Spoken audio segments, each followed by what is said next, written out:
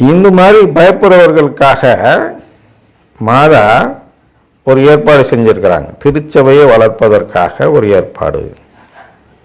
அந்த ஏற்பாடு என்ன என்றால் அதுதான் ஜெபமாலை. என்னதான் படிப்பறிவு இல்லைனாலும் கத்தோலிக்கரால் ஜெபமாலை சொல்ல முடியும். என்ன ஜெபமாலைக்கும் அதுக்கு என்ன சம்பந்தம் அப்படின்னு சில முக்காசி பேர் கேட்பீங்க. ஜெபமாலை இறந்த ஆன்மாக்களுக்காக சொல்லப்படும் ஜெபம். இறந்த ஆன்மாக்கள் ஜெபம் சொல்லாத அது வேஸ்ட்டு அப்படின்லாம் மற்றவங்க பேசுவாங்க. அதெல்லாம் அந்த உருவத்தில் பார்ப்போம். இப்போதைக்கு நம்ம என்ன பார்க்கிறோம் என்றால் புதிய உடன்படிக்கை. நம்ம புதிய உடன்படிக்கையில் என்ன பிரச்சனை அப்படி வருதுன்னா திருச்சபையை வளர்ப்பது.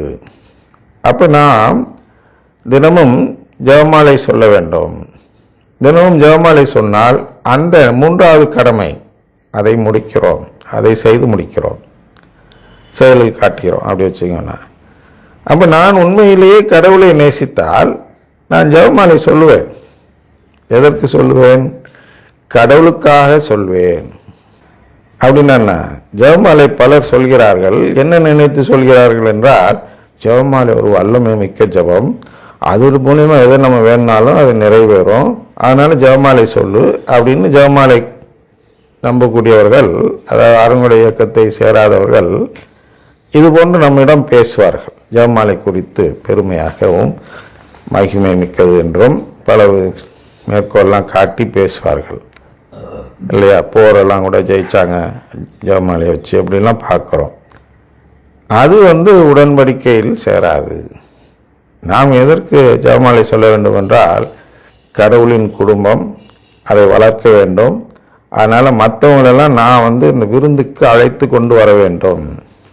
பாருங்கள், இதில் ஒருத்தட்ட சொல்லி விட்றார் இல்லையா?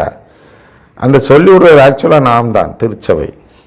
நாம் ஒவ்வொருவரும் என்ன செய்ய வேண்டும் என்றால் நமக்கு தெரிந்த அனைவரையும் அந்த விருந்துக்கு வர பாடுபட்டு அவர்களையும் அழைத்து வர வேண்டும். நான் மட்டும் விருந்துக்கு போகக்கூடாது.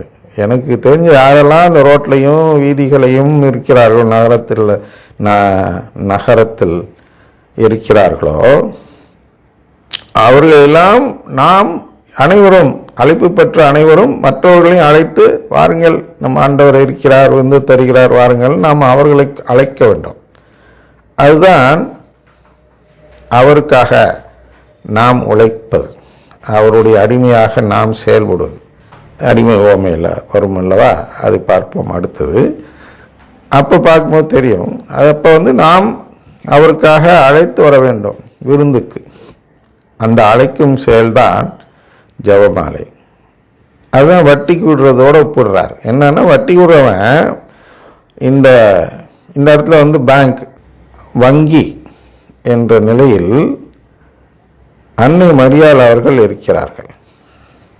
அவர்களிடம் நாம் அந்த ஜெபத்தை ஒப்படைப்பது என்பது நமக்கு கிடைத்த தாளந்தை அவர்களிடம் கொடுத்தால் அவர்கள் நம்முடைய பேரில் ஆன்மாக்களை மீட்க உதவி செய்து நாம் அந்த ஆன்மாக்களை மீட்க உதவியதாக கணக்கில் வைத்து நம்முடைய தாளந்துக்கு வட்டி தருவது போன்ற செயலை செய்கிறார்கள்.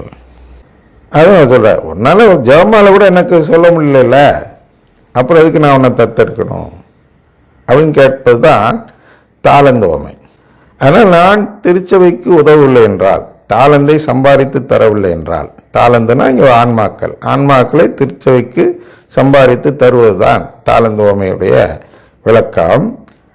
அந்த கடமையை நான் செய்யவில்லை என்றால் என்னை தத்தெடுக்க மாட்டார். ஆனால் தினமும் ஜெபமாலை சொல்லணும். இப்போ ஜெபமாலை சொன்னால் மீட்பு கிடைச்சிரும்னு சாத்தானுக்கு தெரியும். அதனால தான் அவன் என்ன பண்ணுறான்?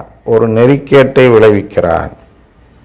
2 தெசலோனிக்கேயர் 2:11 வாசிங்கன்னா, பொய்யானதை அவர்கள் நம்பும் வண்ணம் கடவுள் அவர்களை வஞ்சகாற்றலுக்கு உட்படுத்தினார் அப்படின்னு. கடவுள் நம்ம வஞ்சகாற்றலுக்கு எடுத்து உட்படுத்துகிறார் என்றால் 10 பார்த்தீங்கன்னா, இவர்கள் மீட்க வல்ல உண்மையின்பால் ஆர்வம் காட்ட மறுத்ததால். மீட்க வல்ல உண்மையின்பால் ஆர்வம் காட்ட, மீட்க வல்ல உண்மைன்னா என்ன? கடவுளின் குடும்பத்தின் மீது நம்பிக்கை. இந்த கடவுளின் குடும்பத்தின் மீது நான் நம்பிக்கை வைக்கவில்லை என்றால் எனக்கு மீட்பில்லை. ஆனால் நான் அந்த கடவுளின் குடும்பத்தை வளர்ப்பதில் ஆர்வம் காட்டவில்லை என்றால் என்னை பொய்யானதை நம்ப வைக்கிறதுக்கு கடவுளே ஒரு வஞ்சகாட்டலை உருவாக்கினார். அதுதான் இந்த அடையாளங்கள்லாம் நடக்கிற இடம். அதுதான் இப்போதைக்கு அருங்குடை இயக்கம் என்று பார்க்கிறோம். அருங்குடை இயக்கத்தில் போனீங்கன்னா இந்த உருவத்தில் இந்த ஓமைக்கெல்லாம் அவங்களால ஒன்றும் வழக்கம் சொல்ல முடியாது. ஏன்னா அவங்கெல்லாம் பாவத்தை போக்கினால் மீட்புன்னு அந்த வேற மார்ட்டின் லூத்தர் நம்பிக்கையில் வாழ்கிறார்கள். தஞ்சாவூரில் ஒரு சின்ன ஃபாதர் இருக்கிறார் இப்பொழுதுன்னு வச்சுங்க.